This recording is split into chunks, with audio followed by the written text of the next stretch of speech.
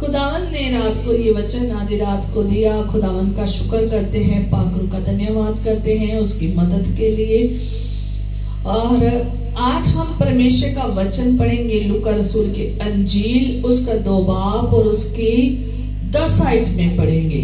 लूका 2 बाब और उसकी 10 आयत में। तब स्वर्गदूत ने उनसे कहा, मत डरो, क्योंकि देखो मैं तुम्हें बड़ा आनंद का शुभ समाचार सुनाता हूँ जो सब लोगों के लिए होगा। Hallelujah, hallelujah. ये बात स्वर्गदूत कर रहे हैं। क्या लिखा है? तब स्वर्गदूतों ने उनसे कहा। स्वर्गदूतों ने गडरियों से कहा। यहाँ पर मैं पूरा हवाला तो नहीं बता, मैं कुछ शॉर्टकट में आपको बता देती हूँ, पर लेकिन इतना बड़ा ज्यादा वचन मैं गडरियों के ऊपर नहीं सुनाऊंगी। पिछली बार हमने गडरियों के ऊपर वचन सुना था और अब मैं गडरियों के ऊपर तो नहीं वचन सुनाऊंगी, पर लेकिन इसी आयत के ऊपर हमारा वचन होगा। पर छोटा सा जरूर बता देते हैं ये बात किसने किसको कही थी, हालेलुया, और कब कही थी। और जब यीशु मसीह का जन्म हुआ तो जो गडरिये थे वो मैदान में अपने भेड़ों की क्या कर रहे थे? रखवाली कर रहे थे। रात थी, अंधेरा था, बहुत अंधेरा था, वो मैदान में बैठे थे और गडरिये किसकी रखवाली कर रहे थे? अपनी भेड़ों की रखवाली कर रहे थे। और जब वो भेड़ों की रखवाली कर रहे थे तो वो अपने अपने झुंड के ऊपर पहरा लगा के बैठे थे। क्योंकि पहरा इसलिए लगाते थे क्योंकि जो जंगली जानवर है वो खा ना जाए और उन्हें खत्म ना कर दे, वो भेड़े शिकार ना हो जाए, तो वो इसलिए पहरा लगाते थे और उनकी रक्षा करते थे। क्या होता है कि जब वो उसका पहरा दे रहे थे, भेड़ों के झुंड का पहरा चरवाहे दे रहे थे, तो क्या होता है कि प्रभु का एक दूत आता है उनके पास और आके खड़ा हो जाता है और प्रभु का बड़ा तेज उनके चारों ओर चमक जाता है। वो इतने अंधेरे में बैठे थे, तो जैसे ही स्वर्गदूत आया है, याद रखे स्वर्ग का दूत है और स्वर्ग में कभी भी अंधेरा नहीं होता है। स्वर्ग में कभी भी अंधेरा नहीं होता है, क्योंकि जो खुदावन का प्रकाश इतना ज्यादा है वहां सूरज की जरूरत नहीं है। और ये जो स्वर्गदूत है ये पैगाम लेकर आया, ये संदेशा देने वाला स्वर्गदूत है। हर एक स्वर्गदूत का अपना अपना काम है। ये स्वर्गदूत जब आप जकरिया के पास पढ़ोगे तो जब्राइल दूत बता रहा है संदेशा देने आया, मरियम को संदेशा देने आया है। एक स्वर्गदूत किसकी पास आया था? डैनियल के पास आएगा। ऐसे आप पढ़ सकते हैं। तो यहाँ पर जब आप पढ़ते हैं स्वर्ग से दूत उतरा है, लिखा है परमेश्वर का दूत। जो खुदा स्वर्ग में है, जो हमारा परमेश्वर स्वर्ग में है, स्वर्ग से दूत आया है। और दूत जब स्वर्ग से उतरते हैं तो मैं बता रही थी आपको कि वहां पर हमेशा क्या होता है? प्रकाश होता है। और वो इतने चमकदार होते हैं, इतना उनका नूर होता है, क्योंकि वो सारा दिन नूर के सामने, खुदा के नूर के सामने, खुदा के प्रकाश के सामने खड़े रहते हैं, हमदो सना करते रहते हैं। और वो इतने नुराली हैं, वो इतने उज्जवल है। जब यीशु मसीह की कब्र में जब उन्होंने क्या हटाया था? पत्थर हटाया था, तो वहां पर भी इन स्वर्गदूतों का रूप आप देख सकते हैं कि वो कितने उनके वस्त्र उज्जवल थे, वो कितने चमकदार थे, कितने उनमें रोशनी थी। वहां पर भी लोग घबरा गए थे। और यहाँ पर तो ये लोग बैठे ही अंधेरे में थे और परमेश्वर का स्वर्गदूत जो इतना नूर से भरा हुआ, जो परमेश्वर के नूर में रहता है, वो इतना नूर से भरा हुआ था। जैसे ही वो इन लोगों के पास आता है तो प्रभु का तेज पूरे मैदान जहां पर वो बैठे थे, पहरा दे रहे थे, वहां पर आके क्या हो जाता है? फैल जाता है। पूरे चारों ओर प्रभु का तेज ठहर जाता है। और जो गडरिये हैं, जो चरवाहे हैं, वो क्या हो जाते हैं? डर जाते हैं एकदम से, क्योंकि कभी इतना चानन, इतना प्रकाश कभी उन्होंने इस मैदान में देखा नहीं था। कभी स्वर्ग दूत नहीं देखा था, कभी परमेश्वर का प्रकाश नहीं देखा, कभी वहां पर प्रकाश ही नहीं देखा गया। आज से इतने साल पहले वो कितने अंधेरे में रहते थे, पूरा मैदान अंधेरे में होता था। आज के डेट में तो आप हर गली में, जगह जगह में आप लाइट्स देख सकते हैं। सरकार ने तो इतनी सड़कों पर लाइट्स भेज दी है, इतनी ज्यादा हमारे घरों में लाइट, हर जगह लाइट है। पर लेकिन जब ये समय था, यहाँ पर मैदानों में लाइट भी नहीं थी, ऐसी लाइट भी नहीं थी। और कभी वहां पर इतना रोशन हुआ भी नहीं था, इतना प्रकाश हुआ भी नहीं था। एकदम से अगर कोई बैठा है, वो अपनी बातें कर रहे हो, वो अपने भेड़ों की रखवाली कर रहे हो, तो आराम से बैठे हो, एकदम से स्वर्गदूत आ जाए तो क्या हो जाते हैं? डर जाते हैं। ये नॉर्मल फिनोमेना है, मैं समझती हूँ। तो वो भी डर गए एकदम से प्रकाश को देखकर, स्वर्गदूत को देखकर। कभी जिंदगी में मुझे नहीं लगता उन्होंने कभी स्वर्गदूत देखा होगा, और जब वो देखा है तो वो डर गए हैं कि ये कैसा नजारा है। सोचते होंगे कि ये कैसा नजारा है, ये क्या है, अद्भुत प्रकाश कहां से आ गया। आज तक ये मैदान में हमेशा अंधेरा रहा है। और ये पहला संदेश, खुशखबरी का संदेश किनके पास आया है? स्वर्गदूतों के, गडरियों के पास आया है। और जब ये डर जाते हैं, और वे बहुत डर गए, लिखा है कि वे बहुत डर गए, मुझसे ज्यादा ही भयभीत हो गए, ज्यादा ही वो डर गए। तब स्वर्गदूत ने उनसे कहा, मत डरो, मत डरो। जब भी आप देखोगे ना, खुदावंद ने बहुत बार कहा है, 365 या 336 बार खुदावंद ने कहा है मत डर। हर दिन के लिए एक कहा है कि मत डर। खुदावंद जब भी किसी से कोई ऐसे भयभीत हो जाता है ना, उसको हमेशा कहेगा मत डर। यीशु मसीह ने कहा मत डर, यहोवा बाप ने कहा मत डर। खुदा के स्वर्गदूत जो रोशन में रहते हैं, प्रकाश में रहते हैं, जितनी बार भी लोग उन्हें देखकर डरे हैं ना, तो उसने कहा मत डर, मत डर। जो अचानक से डर जाते हैं, कभी नजारा नहीं देखा होता है, तो उन्हें हमेशा पहले आके कहते हैं मत डर। आगे लिखा है, क्योंकि देखो मैं तुम्हें बड़ा आनंद का सुसमाचार सुनाता हूँ, जो सब लोगों के लिए होगा। याद रखें कि जब पहला सुसमाचार था, मैंने पिछली बार भी पूरा कलाम चरवाहों के ऊपर सुनाया था, चरवाहों के ऊपर सुनाया था कि चरवाहे ही क्यों थे जिनको पहला सुसमाचार मिला। और चरवाहे इसलिए खुदावंद ने चुने थे क्योंकि वो खुदा के पास वालों को रिप्रेजेंट करते हैं। ठीक है, चरवाहे पास्टर को रिप्रेजेंट करते हैं। चरवाहे रिप्रेजेंट करते हैं जो खुदा के से दास दासियां हैं, जो सेवकाइयां करते हैं, उनको रिप्रेजेंट करते हैं। इसलिए खुदा ने सबसे पहले सुसमाचार इन्हें बताया है। आज भी अगर सुसमाचार सुनाने के लिए जाते हैं ना, तो खुदावंद के दास दासियां ही जाते हैं, और ऐसे ही टोलियां बनाकर जाते हैं, ऐसे ही झुंडों की रखवाली करते हैं, ऐसे ही वो खिदमत अपनी भेड़ों की करते हैं, अपनी कलीसिया की करते हैं, जैसे ये चरवाहे करते हैं। हमारा ये टॉपिक नहीं है, आगे आज हम देखेंगे है।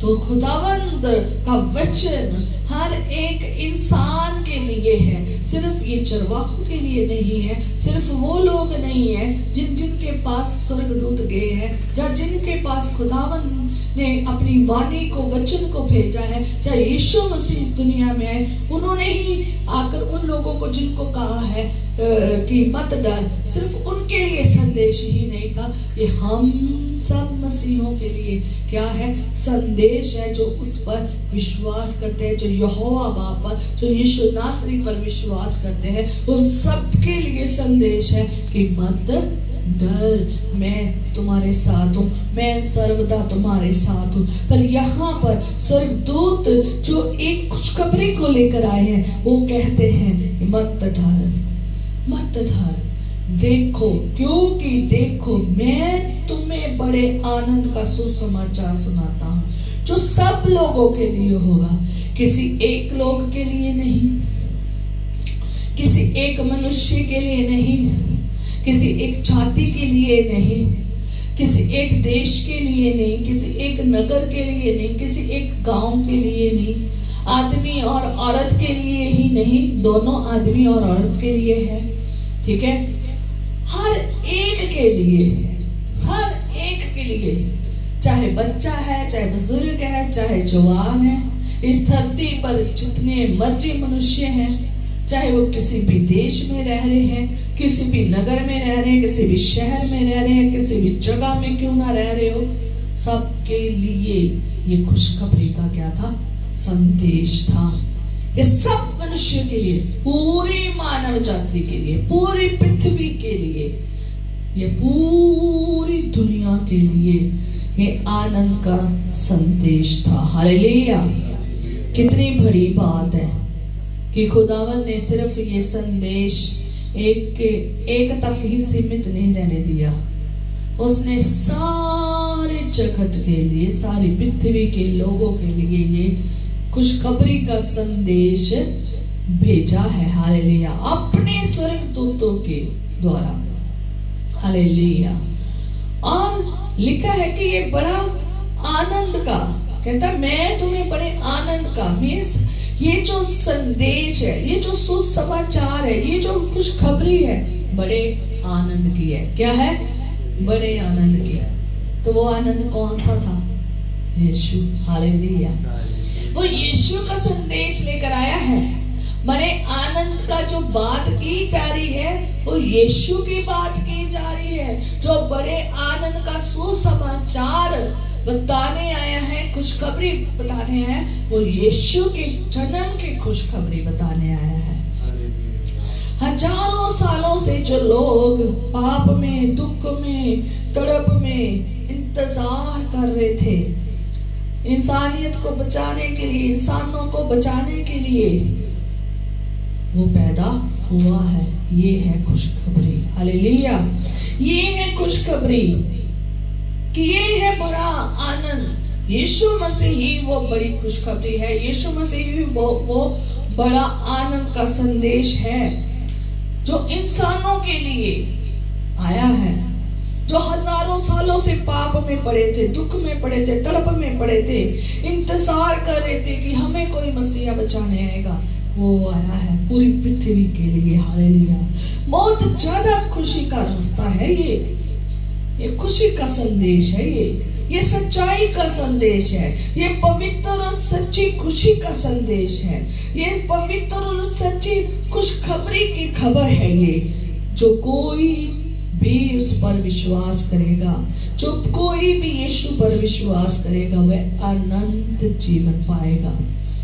वह ये खुशखबरी को, जो इस खुशखबरी को, जो इस सुसमाचार को, जो यीशु मसीह की जन्म की खुशखबरी को कबूल करेगा, यीशु को कबूल करेगा, इस आनंद के संदेश को कबूल करेगा, वो क्या पाएगा? जीवन पाएगा। हालेलुया! ये आनंद का संदेश, खुशखबरी सबके लिए तो थी, पर विश्वास और कबूल किसने किया है, ये देखेंगे। हालेलुया! कौन से लोग थे जिन्होंने आनंद के संदेश के ऊपर, खुशखबरी के ऊपर क्या किया है? विश्वास किया है। जब यीशु मसीह का जन्म नहीं हुआ था ना, तो सारे यहूदी विश्वास करके बैठे थे कि हमारा राजा क्या होगा? उत्पन्न होगा। पर लेकिन वेट जरूर किए, पर किसने कबूल किया है और किसने नहीं किया, ये आज हम देखेंगे। ये भविष्यवाणी पूरी हुई, अद्भुत चमत्कार हुए हैं, अद्भुत रीति से सुसमाचार स्वर्ग से उतरा है। धरती के लोगों ने तो बाद में बताया है, पहले कहां से उतरा है? स्वर्ग से। स्वर्ग से ही फरिश्ता उतरा।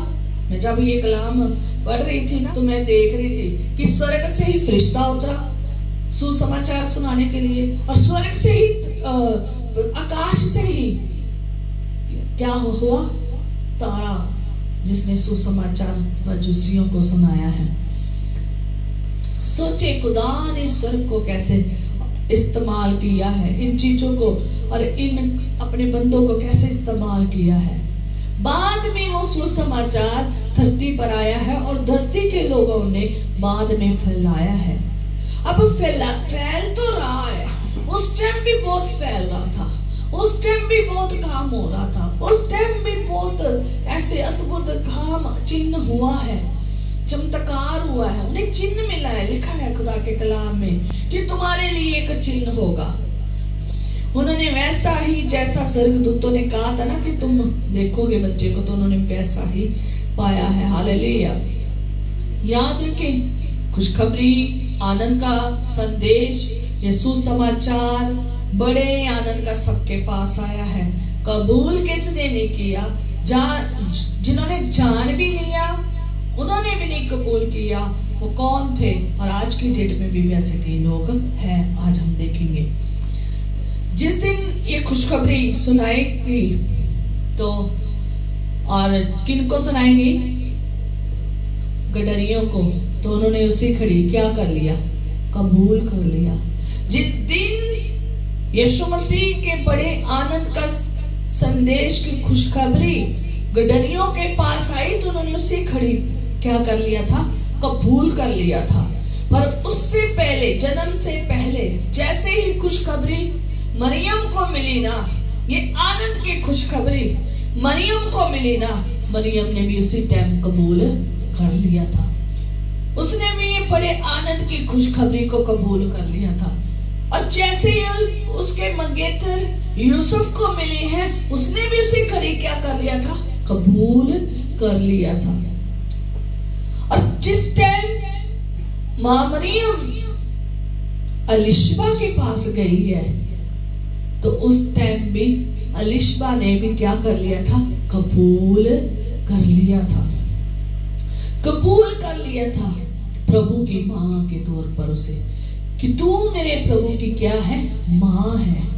जब वो उससे मिलती है, तब जो अलिशबा थी उसकी 6 मंथ की प्रेगनेंसी थी जब मां मरियम उसके पास गई थी, जब मां मरियम को उसके पास गई थी। खुदा का वचन कहता है, और जब मैं उनके पास गई थी, तब मां मरियम को जब अलिशबा मिलती है, तो वो भी आनंद मनाती है, वो भी इसे धन्य कहती है। वो उसके पेट के, मां मरियम को सारी स्त्रियों में धन्य कहती है, उसके पेट के फल को धन्य कहती है। और वो इतनी आनंद होती है कि वो प्रभु की माता के लिए भी बड़ा आनंद होती है और प्रभु के लिए भी बड़ा आनंद होती है। और जैसे ही उन्होंने मां मरियम ने नमस्कार किया है, याद रखें ये बड़ा अद्भुत है, ये बड़ी अद्भुत बात है। जैसे ही मां मरियम ने अलिशबा को नमस्कार किया है, सलाम किया है, जैसे ही अलिशबा के कानों में शब्द गए हैं, उसी घड़ी क्यों ही बच्चा जो उसके पेट में था ना, वो आनंद से उछल पड़ा है। हालेलुया। देखो, वो बच्चा जो अभी पेट में था, जो पैदा भी नहीं हुआ था, वो आनंद से क्या हो गया? उछल गया। आज बाहर के लोग उछले ना उछले, पर लेकिन जो खुदावंत की ओर से बच्चा पैदा किया गया था ना, अलिशबा के पेट में था, वो भी आनंद मना गया। देखा, ये आनंद का सुसमाचार था। जो सुनता था, जो खुदावंत को मानता था, उसने कबूल किया था। हालेलुया। और उसके बाद जब आप यीशु मसीह के जन्म के दिन देखते हैं जिस दिन जन्म हुआ है उसी दिन की बात, उसी समय की बात, जब ये वचन गडरियों के पास आया है, जब उन्हें कहा गया है कि आनंद का बड़े मैं तुम्हें बड़े आनंद का सुसमाचार सुनाता हूं।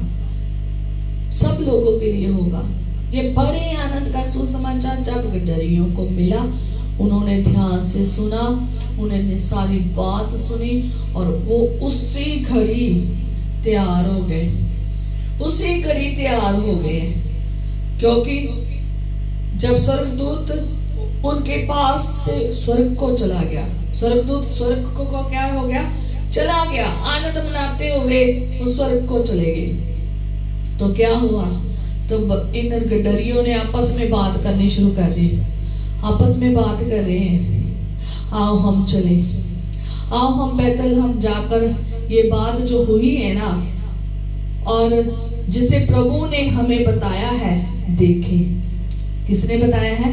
प्रभु ने हमें बताया है।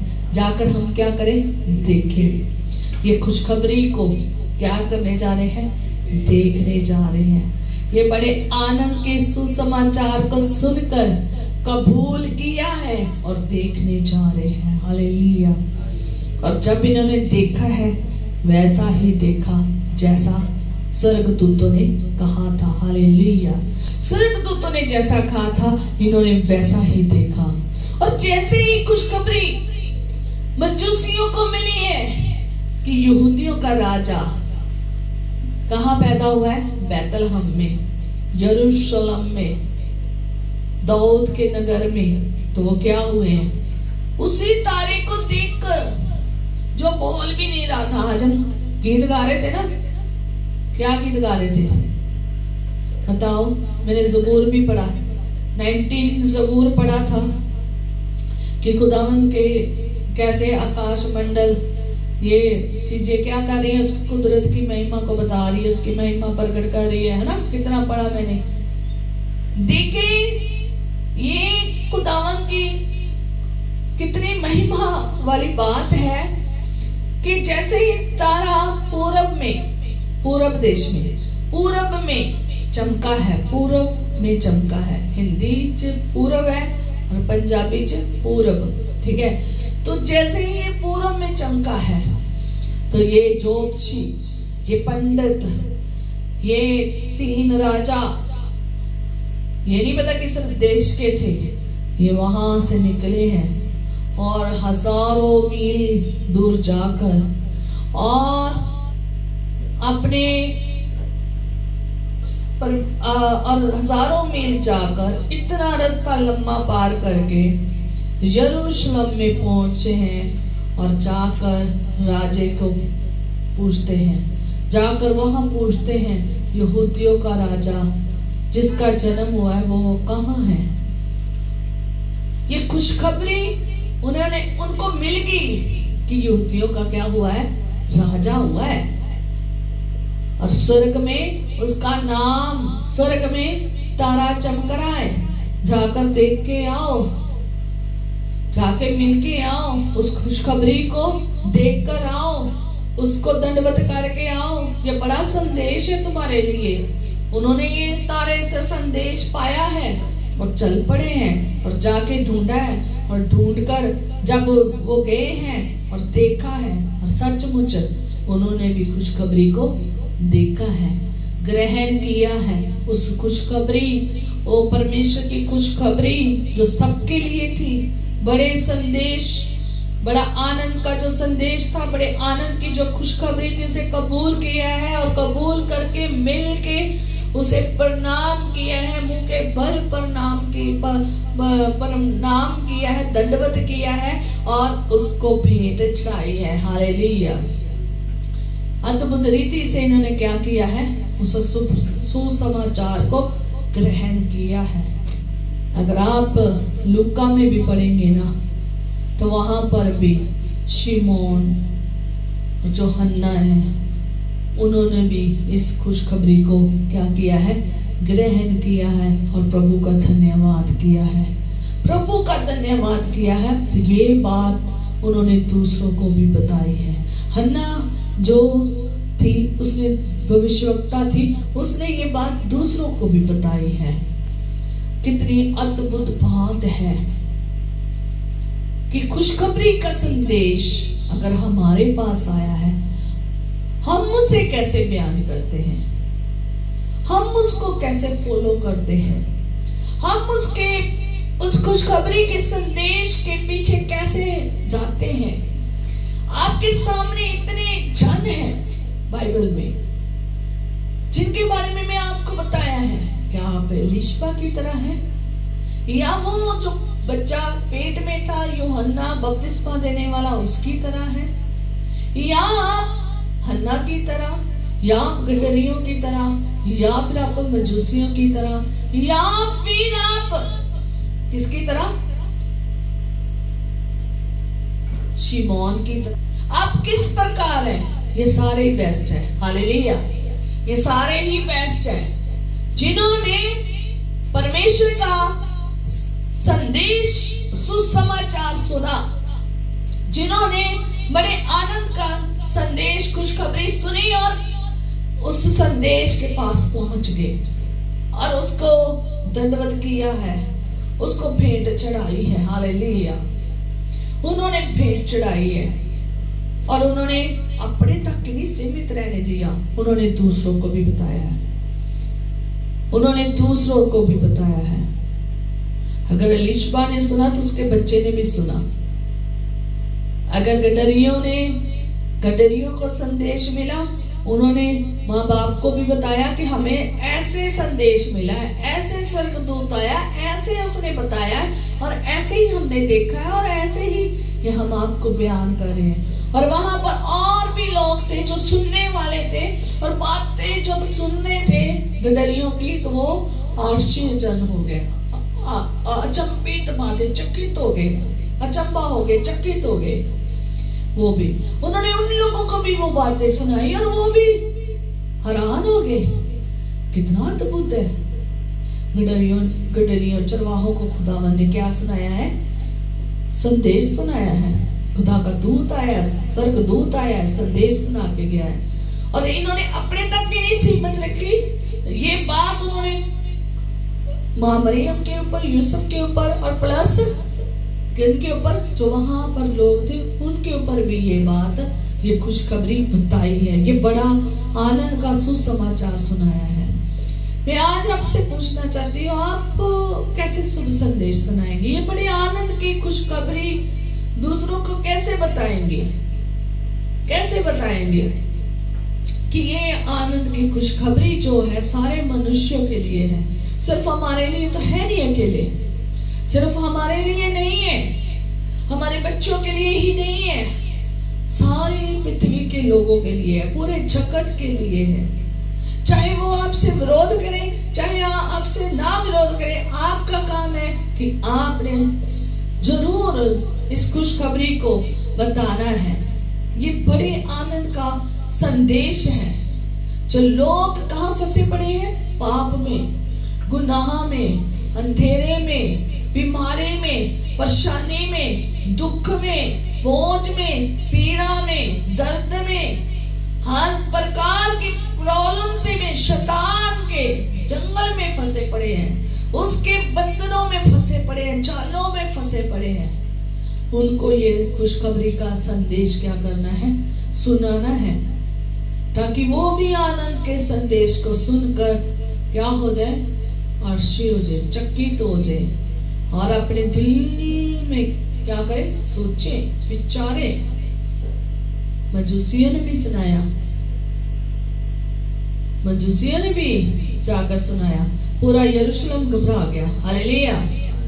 जब मजूसियों ने ये खुशखबरी का संदेश कबूल किया और सुनाया जाकर, तो पूरा यरूशलेम में हल्ला पड़ गया, राजे में और उसकी पूरी सेना में। शास्त्रियों के पास गया, याजकों के पास गया, सबके पास पहुंचा, सबके पास है। कबूल किसने किया है? किसने विश्वास किया है? किसने लुत्फ उठाया? आनंद का लुत्फ किसने उठाया है? किसने कबूल करके सुसमाचार को सुनाया है? किसने भेंट चाकर चढ़ाई है, ये जानना बहुत जरूरी है। अब इनकी तो आपने सुन ली है बात कि किन किन लोगों ने कबूल किया और देखा जाकर और दंडवत किया और अपनी भेंटें चढ़ाई। पर लेकिन कुछ ऐसे लोग थे जिन्हों को ये खुशखबरी पसंद नहीं आई, खुशखबरी कबूल नहीं की। कुछ लोग ऐसे थे जिनको ये खुशखबरी कबूल नहीं की। आज हम उनके बारे में देखेंगे, क्योंकि आज की डेट में भी ऐसे लोग हैं जिनके पास सुसमाचार आया, जिनके पास बड़े आनंद का सुसमाचार आया, जिनके पास यीशु नासरी का सुसमाचार आया, उसका जन्म कैसे हुआ, उसका कैसे अद्भुत स्वर्ग से कैसे वो उतरा है, कैसे एक खुदा बालक बन के एक इंसान बन के आया है, कैसे अद्भुत रीति से उसका जन्म हुआ है, कैसे अद्भुत रीति से उसने कुर्बानी दी है, कैसे अद्भुत रीति से वो जिंदा हुआ है, कैसे अद्भुत रीति से वो फिर आने वाला है। ये सुसमाचार सबके पास जा रहा है।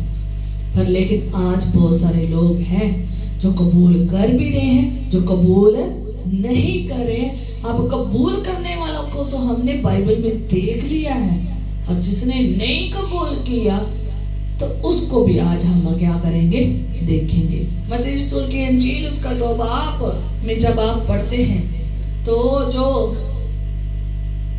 मजूसी है वो भी क्या लेकर गए हैं, खुशखबरी पैगाम लेकर गए हैं। किसके पास, यरूशलेम के पास, यरूशलेम के लोगों के पास। बात वो यरूशलेम में कर रहे हैं, जाकर वो यरूशलेम के लोगों से पूछ रहे हैं। कहता है यरूशलेम में वो आकर पूछने लगे, पहली आयत में ही, मत्ती 2 उसकी पहली आयत की लास्ट वाली आयत, कि वो जोशी यरूशलेम में जाकर पूछने लगे हैं कि यहूदियों का राजा जिसका जन्म हुआ है कहाँ है। मैंने पिछले संडे भी 24 दिसंबर को नहीं 24 दिसंबर को भी कलाम सुनाया था कि ये कितनी दूर से आए हैं, कहाँ पूरब है, कहाँ पर ये देश है और कहाँ से यरूशलेम को गए हैं। इतने हजारों की मील में गए हैं और जाकर ये संदेश दे रहे हैं कि यहूदियों का राजा पैदा हुआ है वो कहाँ है। और जब, क्योंकि वो कह रहे हैं कि हमने एक तारा देखा है, संदेश किसने सुनाया है, तारे ने, ठीक है। और तारे के पीछे वो चले हैं और तारे ने उन्हें राह दिखाया और तारा ही उन्हें यरूशलेम में ले आया और तारे यरूशलेम में ही आकर उन्होंने ये पूछना शुरू किया है। और जब पूछ रहे हैं तो किसके पास चले गए, हेरोदेस राजा के पास, जो वहां का क्या था, राजा। क्योंकि बात किसकी हो रही थी, राजे की। कौन सा राजा, यहूदियों का राजा।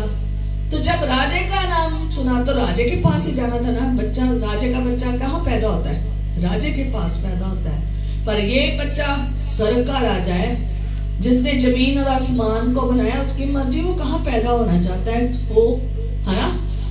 उसने अपना जन्म राजे के घर में नहीं लिया, उसने अपना जन्म बैतलहम में लिया है। उसने वहां लिया है जहां सब आ सकते हैं। हालेलुया। राजे के घर में पैदा होता तक क्या चरवाहे पहुंच पाते, कभी ना पहुंच पाते। चरवाहों को तो बेचारे कभी मौका भी ना मिलता कि वो जाकर भेंट चढ़ा दे। बड़े बड़े लोग आते और भेंट चढ़ा के चले जाते, छोटे लोग बेचारे उनको कोई पूछता भी ना। पर लेकिन यहाँ पर वो राजा के घर में गए हैं और राजा जब उनसे बातें कर रहा है तो वो हेरोदेस राजा जो है ना, जब ये बात सुनता है तो घबरा जाता है। क्या हो जाता है, घबरा जाता है। फिर वो कहता है मसीह का जन्म कहाँ हुआ है। तो उसने सारे प्रधानों को, शास्त्रियों को, प्रधान याजकों को, जो यहूदियों के प्रधान याजक थे, शास्त्री थे, उनको बुलाया। उनके शास्त्र में उनके देखा है और लिखा है कि मसीह का जन्म कहाँ होना चाहिए, ये बता। तो जब देखा है तो उन्होंने बता दिया कि ये बैतलहम में होना चाहिए। ये आप जाकर हमने उस दिन भी पढ़ा था, 25 दिसंबर को भी पढ़ा था। ये आप 6वीं आयत में पढ़ सकते हैं। हालेलुया। और आज हम देखेंगे कि जो राजा है ना, उसने कबूल नहीं किया, उसने ये खुशखबरी को कबूल नहीं किया। उसके कबूल वो दिखावा जरूर कर रहा है, उसने पूरा पता जरूर लगा लिया है, उसने मजूसियों से जरूर आनंद की खुशखबरी सुन ली है, और सारी वो भविष्यवाणी कहाँ हुई है ये भी ढूंढ ली है। शास्त्रों में याजकों के द्वारा, शास्त्रियों के द्वारा ढूंढ ली है, पता चल गई है खुशखबरी, पर लेकिन उसको खुशी नहीं मिली। ये खुशी और आनंद की जो खुशखबरी है ना, उसको पसंद नहीं आई। क्यों नहीं पसंद आई?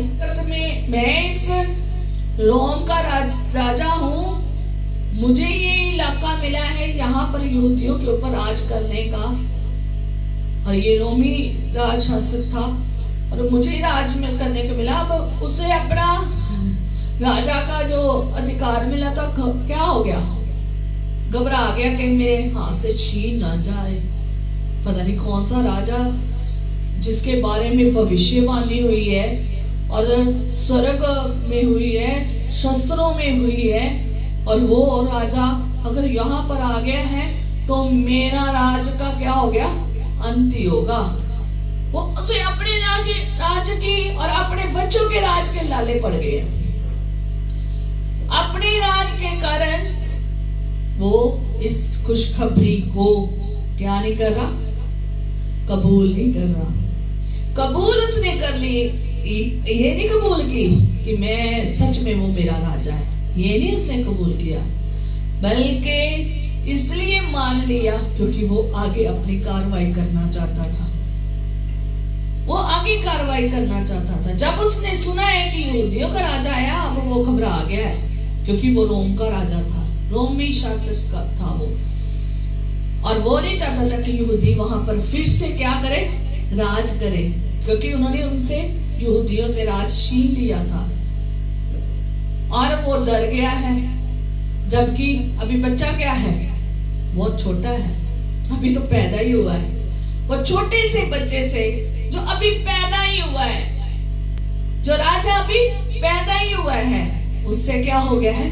डर गया है, घबराहट हो गई है। सारे यरूशलेम में क्या होगी लिखा है वहां पर, सारा यरूशलेम क्या हो गया? घबरा गया।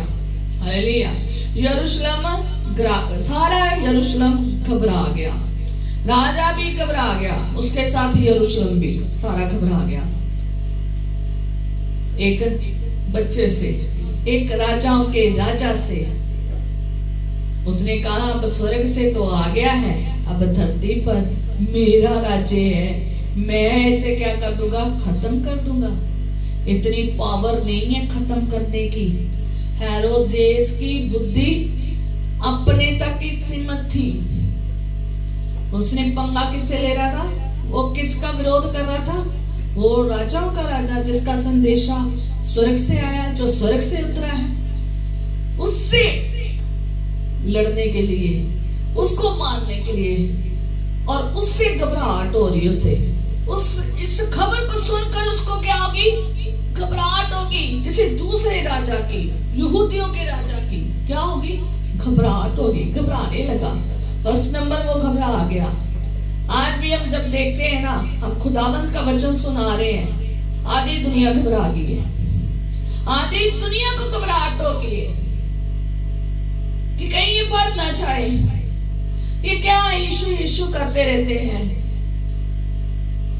अरे आज वैसे ही घबराए हुए हैं, जैसे हेरोदेस घबरा रहा था ना उस समय, आज भी बहुत सारे लोग घबरा गए हैं। बहुत सारे राज्य घबरा गए हैं, राज्य हिल गए हैं, डर गए हैं, लोग डर रहे हैं। ओ हमारा राज्य ना खत्म हो जाए, हम ना खत्म हो जाए, हमारा ये ना खत्म हो जाए, हमारा वो ना खत्म हो जाए।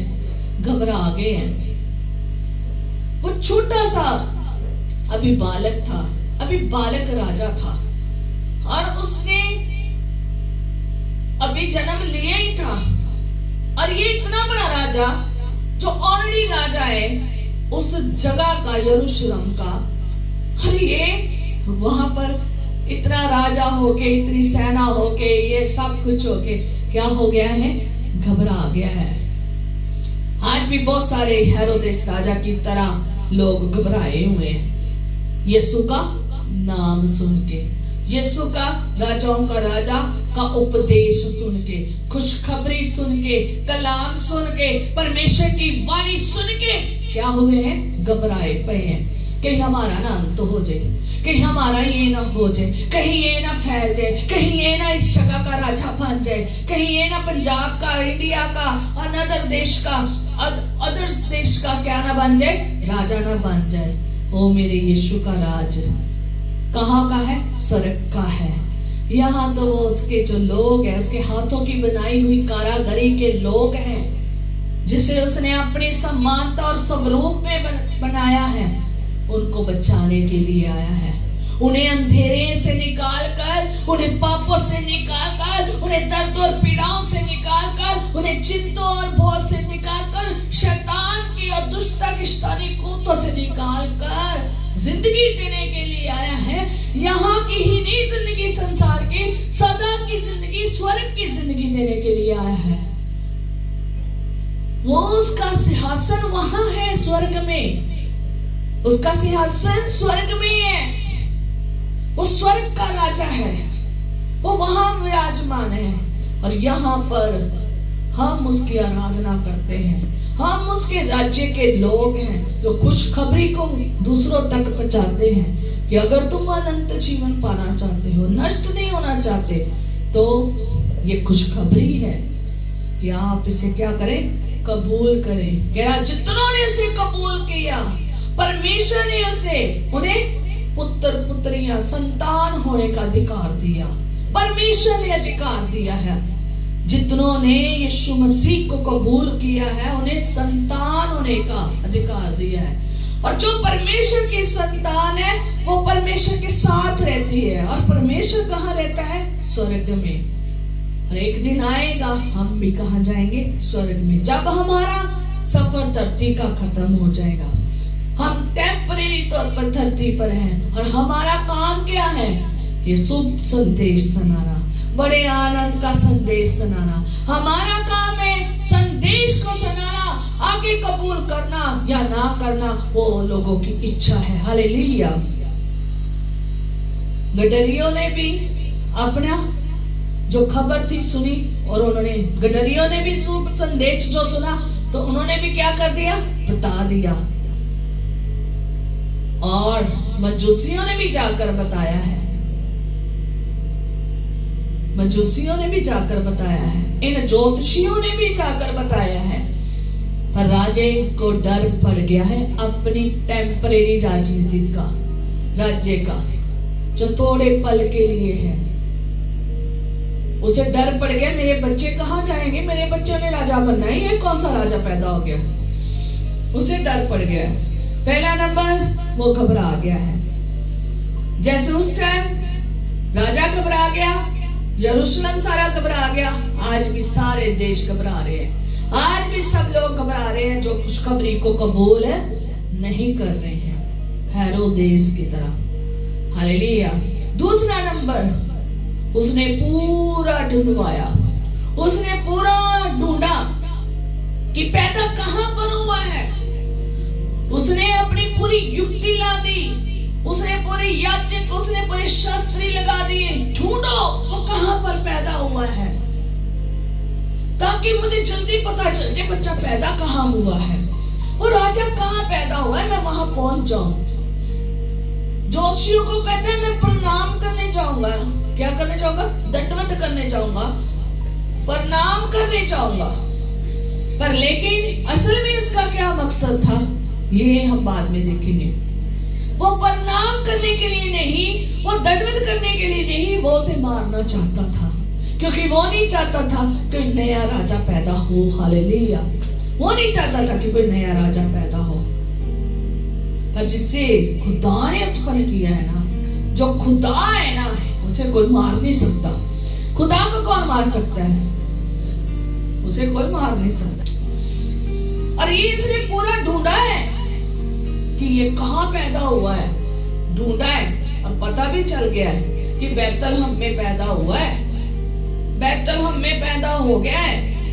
अब मालूम तब पड़ गया है और जोशियों को भी कह रहा है, उन्हें कहता तू बैतलहम में उन्हें भेज देता है। जोशियों को भी हेरोदेस जोशियों को क्या कहता है, तुम बैतलहम में जाओ और ठीक ठीक मालूम करो, और जब तुम्हें मिल जाए ना तो मुझे समाचार देना। समाचार मांग रहा है कि मुझे बता देना ताकि मैं भी क्या करूं, प्रणाम करूं। तो उन्होंने नहीं बताया, क्योंकि खुदावंद के द्वारा उन्हें क्या मिल गई थी, चेतावनी मिल गई थी। खुदा ने उन्हें सपन में मजूसियों को क्या दे दी थी, चेतावनी दे दी थी कि तुमने हेरोदेस के पास नहीं जाना है और दूसरे मार्ग में अपने देश को चले जाओ। जिस देश से आए हो उस देश में चले जाओ, पर मार्ग कोई और पकड़ लो। उन्होंने दूसरा मार्ग पकड़ लिया है।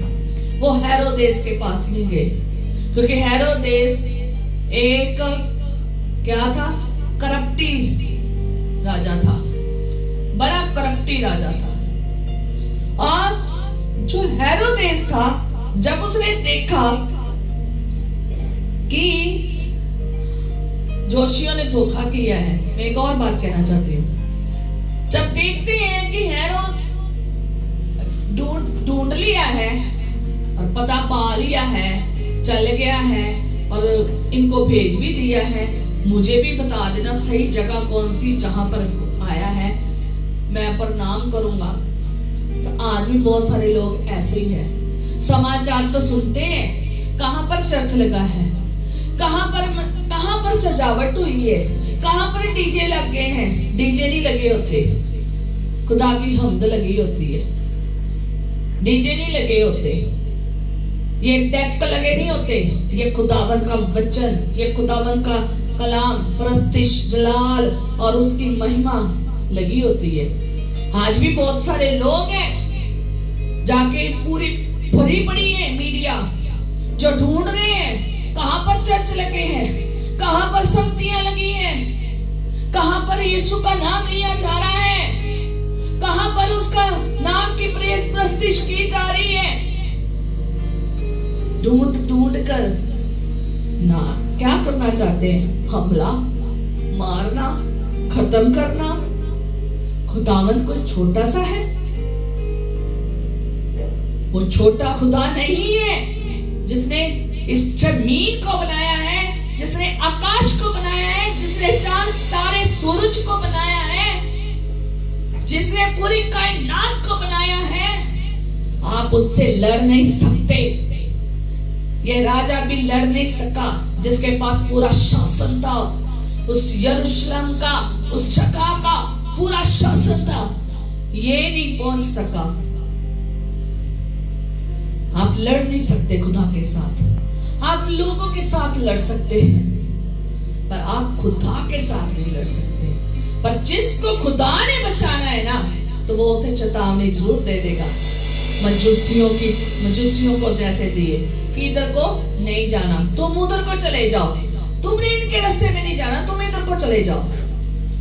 आज याद रखें, बहुत सारे लोग इस खुशखबरी को सुन तो ले आए, पर लेकिन ढूंढ रहे हैं कहां खत्म करें, किस चर्च को तोड़े, किस कलीसिया के बंदे, किस पास्टर को मारे, किस मसीही लोगों को मारे, किनको मारे। ये खुशखबरी फैला रहे हैं, ये फैला रहे हैं, ये फलाना कर रहे हैं, ढिमकाना कर रहे हैं, खत्म करने की कोशिश करें। और जितने वो मसीहों को मारते, उतने दुगने मसीह पैदा हो जाते हैं। और पैदा भी कहां से होते हैं? पंजाब में से, अन्य जातियों में से, अन्य लोगों में से, अन्य देशों में से पैदा हो रहे हैं। खुदावन भी फिर ऐसे ही काम करता है। हालेलुया। खुदावन भी फिर ऐसे ही काम करता है, वहीं पर से काम करता है और वहीं पर ही ऐसा कमाल कर देता है। याद रखें, आप परमेश्वर से लड़ नहीं सकते हैं। परमेश्वर का लड़ने का तरीका बड़ा डिफरेंट है। परमेश्वर का प्लान बड़ा डिफरेंट है। जब वो प्लान बनाता है ना, उसके प्लान में कोई आ नहीं सकता। जब उसने प्लान बनाया है ना, धरती पर आना है और सुसमाचार सुनाना है, अपनी जान देनी है और अपना मौत के ऊपर विजय पानी है, जिंदा होना है, तो जिंदा हुआ है। कोई उसे खत्म नहीं कर सका है। क्रूस पर चढ़कर मौत के ऊपर विजय पाकर वो जिंदा हुआ है। कोई खत्म नहीं कर सकता। ये बढ़ेंगे ही, ये सुसमाचार बढ़ेगा ही बढ़ेगा। कैसे बढ़ेगा आगे बताऊंगी। हालेलुया। और जब हेरोदेस ने देखा कि जोशियों ने धोखा दिया है, खुदावंद फिर ऐसे ही धोखे में रखता है ऐसे लोगों को जो गलत प्लान बनाते हैं। जैसा माइंड हेरोदेस का था, एक क्रिमिनल माइंड था। क्या क्रिमिनल माइंड था? उसने बहुत सारी हत्याएं करा दी। जब उसे पता चला कि ये जोशी आए नहीं है, ये ज्योतिषियों ने मुझे आके समाचार नहीं बताया है, तो उसने क्या किया? परमेश्वर का वचन आप मत्ती उसकी इसी में पढ़ सकते हैं 16 आयत में, ठीक है। तो उसने क्या किया कि जब पता चला कि मजूसी आए नहीं है वापस मुड़कर और उन्होंने मेरे साथ धोखा किया है, क्योंकि परमेश्वर ने उन्हें कहा था कि नहीं हेरोदेस के पास जाना, क्योंकि उनकी जान भी खतरे में थी। तो क्या हुआ कि उसने 2 वर्ष के या उससे छोटे थे मरवा डाला। सारे लड़कों को, सब लड़कों को, जितने भी लड़के थे ना, उन बैतलहम में और उसके आसपास के जितने भी स्थान थे, वहां के सब लड़कों को 2 साल से और 2 साल के नीचे लोग बच्चों को क्या कर दिया? मरवा दिया। ये हेरोदेस का माइंड, ये दिल उस बच्चे के लिए सही नहीं था। उसने खुशखबरी को कबूल नहीं किया था, बल्कि उसका माइंड उल्टा हो गया।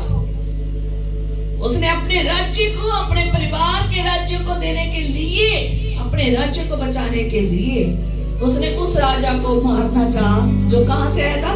स्वर्ग से, जिसका संदेशा अद्भुत रीति से आया था। उसे मूर्खता नहीं करनी चाहिए थी, उसे मूर्खता नहीं करनी चाहिए थी। उसे सोचना चाहिए था कि जो तारा स्वर्ग में और जो तारा आकाश में चमका है, कोई छोटी मोटी बात नहीं है, कोई छोटी मोटी बात नहीं है, कोई आम सा जन्म नहीं हुआ है, बहुत खास जन्म हुआ है।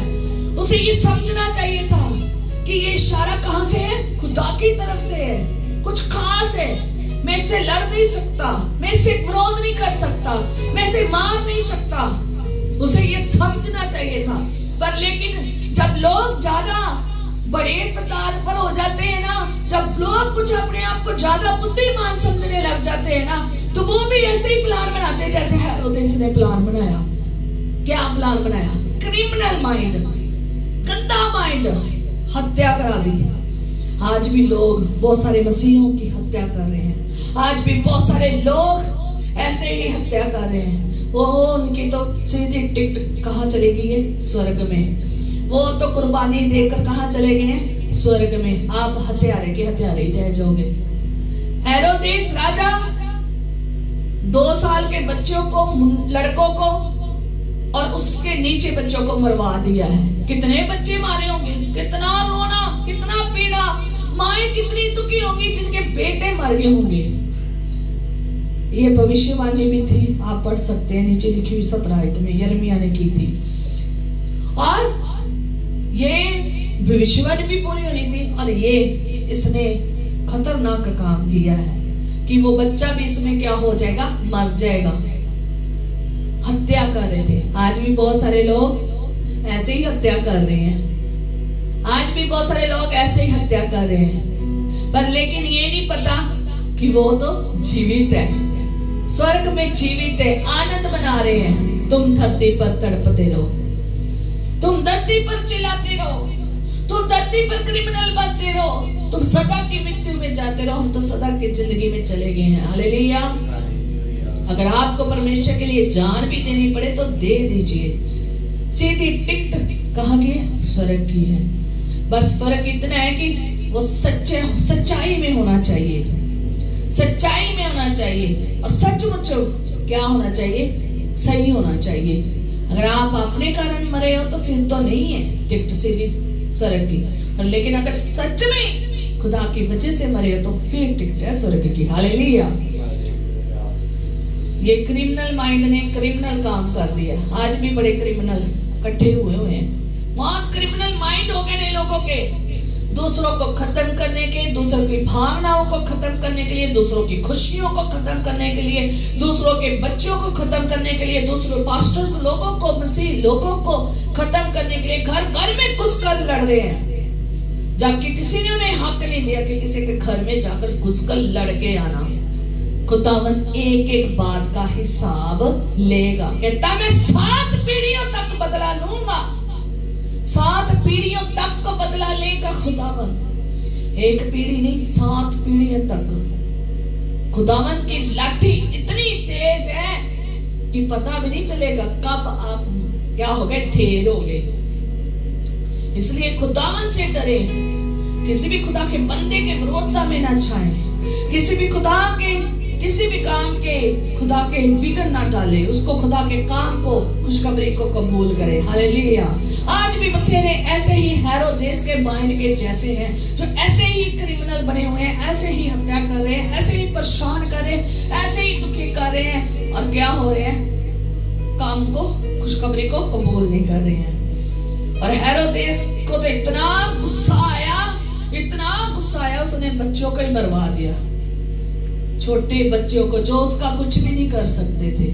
पर फिर भी बच्चा मरा नहीं, फिर भी वो राजा को मार नहीं सका। राजा फिर भी क्या हुआ, बन गया। फिर भी राजा मरा नहीं। जिसको खुदा ने पैदा कर दिया है, जिसका प्लान खुदा के लिए खास है, जो स्पेशल अपना प्लान बनाकर इस दुनिया में खुदा का ऊपर दर्जा छोड़कर इंसान बनकर आया है, जो खुदा था वो इंसान बन के आया, क्या प्लान उसका फेल होगा? किसका प्लान फेल हुआ?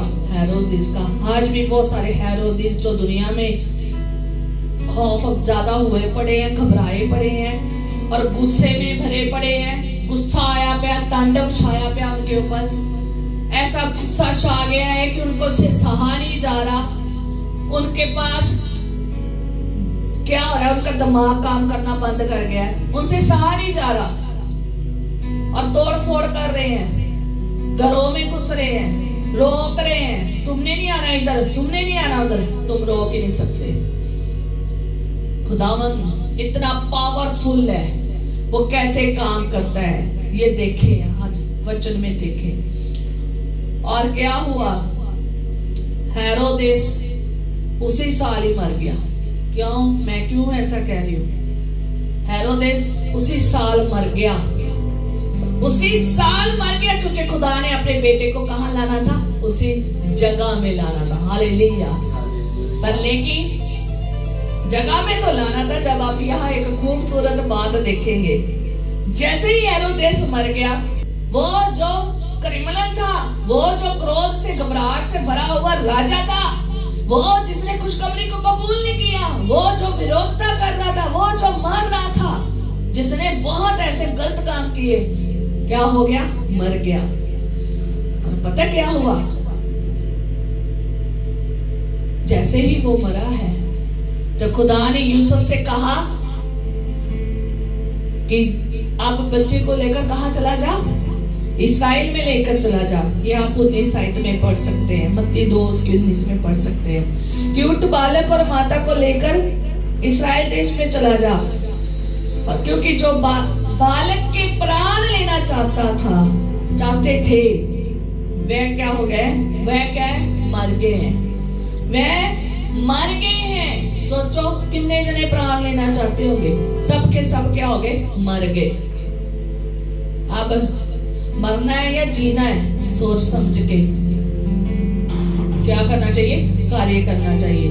कहता जो बालक के प्राण लेना चाहते थे वह मर गए हैं, और उठ और बालक को लेकर, माता को लेकर चला जा। पर लेकिन क्या हुआ है, वो जो यूसुफ था ना, तो जब मैं ये वचन पढ़ रही थी ना, तो वो नहीं इस्राएल लौटना चाहता, वो इस्राएल को नहीं जाना चाहता। क्यों नहीं जाना चाहता? क्योंकि वहां पर हेरोदेस का बेटा क्या हुआ है, शासन करने लग गया है। इसी साल मैं क्यों कह रही थी, मैं एक बात भूल गई, इसी साल ही क्यों मर गया? जिस साल यीशु मसीह पैदा हुआ है उसी साल क्यों मर गया? क्योंकि यीशु मसीह जब जोशियों को मिला था तब भी यीशु मसीह बालक था, और जब आप हेरोदेस मर गया है वहां देखते हो तो वहां पर भी यीशु मसीह बालक ही था, छोटा बच्चा ही था। इसलिए मैं कह रही हूँ कि वो उसी बालक समय में ही, जब यीशु मसीह बालक था ना, तभी वो क्या हो गया था, मर गया था। और जो यूसुफ था ना, वो इस्राएल देश नहीं जाना चाहता था। क्यों? क्योंकि वहां पर जो हेरोदेस का बेटा था ना, अरखिलाउस, वो राजा बन गया था। और फिर खुदावन ने देखा कि यूसुफ डर रहा है, वहां जाने से डर रहा है, तो खुदा ने फिर चेतावनी दी सपन में और कहा गलील देश में चला जा। कहां चला जा? गलील देश में जाके क्या हो, चला जा, नासरत में चला जा। जब वो गलील देश में चला गया तो नासरत नामक में जा बसा, तो इसलिए यीशु मसीह को क्या कहते हैं, नासरी कहते हैं। क्योंकि ये भी एक वचन था, ये भी एक खुदा ने वचन को पूरा करता था कि भविष्यवाणी की गई थी कि वह नासरी कहलाएगा, इसलिए वो नासरत में चला गया। हालेलुया, ताकि ये भविष्यवाणी पूरी हो। देखा ना खुदावंद अपने प्लान को कैसे पूरा करता है, अपनी भविष्यवाणियों को कैसे पूरा करता है, अपने सुसमाचार को कैसे पूरा करता है, अपने काम को कैसे करता है पूरा। उसके कामों में, उसके कार्यों में, उसके प्लान में कोई नहीं आ सकता, उसे कोई फेल नहीं कर सकता। याद रखें, वो जो आनंद का, खुशखबरी का संदेश था, वो यीशु मसीह क्या हो गया है, बहुत बढ़ गया है, बहुत बढ़ गया है। सारी दुनिया, बड़ी बड़ी भीड़ उसके पीछे हो ली और उन्होंने आजादी पाई है। जो बीमार आते थे चंगे होके जाते थे, जो दुष्ट की शैतानी कूतों से भरे हुए थे अच्छे होके जाते थे। कितना अद्भुत खुशखबरी का संदेश खुदावंद का क्या हुआ है, फैला है। याद रखें, वो लोग बनना चाहते हो जिन्होंने खुशखबरी को कबूल किया, या वो लोग बनना चाहते हो जो हेरोदेस की तरह और उसके राज्य के जो कुछ लोग थे उनकी तरह बनना चाहते हो। अगर आप खुशखबरी को कबूल करते हो तो खुदावन जो है ना, ऐसे ही आपके साथ होगा जैसे इन मजूसियों के साथ, इन लोगों के साथ था। हालेलुया। हेरोदेस को तो मरना पड़ेगा ही पड़ेगा, हेरोदेस को अपने कामों का हिसाब देना पड़ेगा ही पड़ेगा, और उसने दिया है। हेरोदेस ना बने। आज की डेट पे बहुत सारे हेरोदेस बन गए हैं, बड़े बुद्धिमान बन रहे हैं, बड़े सोच रहे हैं हम ये प्लान फेल कर देंगे, हम ये काम रोक देंगे, हम सुसमाचार को रोक देंगे, हम खुशखबरी को रोक देंगे, हम ये कर देंगे, हम वो कर देंगे। सुन लो कि खुदावन ने हेरोदेस को खत्म कर दिया है, जो उस खुशखबरी को मारना चाहता था, उसके प्लान को खत्म करना चाहता था। खुशखबरी जिंदा रही है, शुभ संदेश जिंदा रहा है, आज भी हमारे बीच में है और हमारे पास भी आया है और हमने भी आगे दूसरों को पहुंचाया है। ये फैलता रहेगा और ये पहुंचता रहेगा। हालेलुया। इसे कोई नहीं रोक सकता, क्योंकि ये प्लान इस धरती पर मनुष्यों का नहीं है, ये प्लान स्वर्ग में रहने वाले परमेश्वर का है। ये खुशखबरी स्वर्ग से उतरी थी, स्वर्गदूत स्वर्ग से लाया था। इस खुशखबरी के पैगाम को कोई रोक नहीं सकता, जाएगी सबके पास। जो कबूल करेगा और जो नहीं कबूल करेगा, आज आप देख ली इस वचन में, जो कबूल करेगा वो आशीष को पाएगा, वो बचाया जाएगा। जो कबूल नहीं करेगा वो मार दिया जाएगा, खत्म कर दिया जाएगा। हेरोदेस ना बने, हेरोदेस की तरह अब घबराए ना, हेरोदेस की तरह करैक्टर ना रखें। हेरोदेस एक ऐसा करैक्टर था।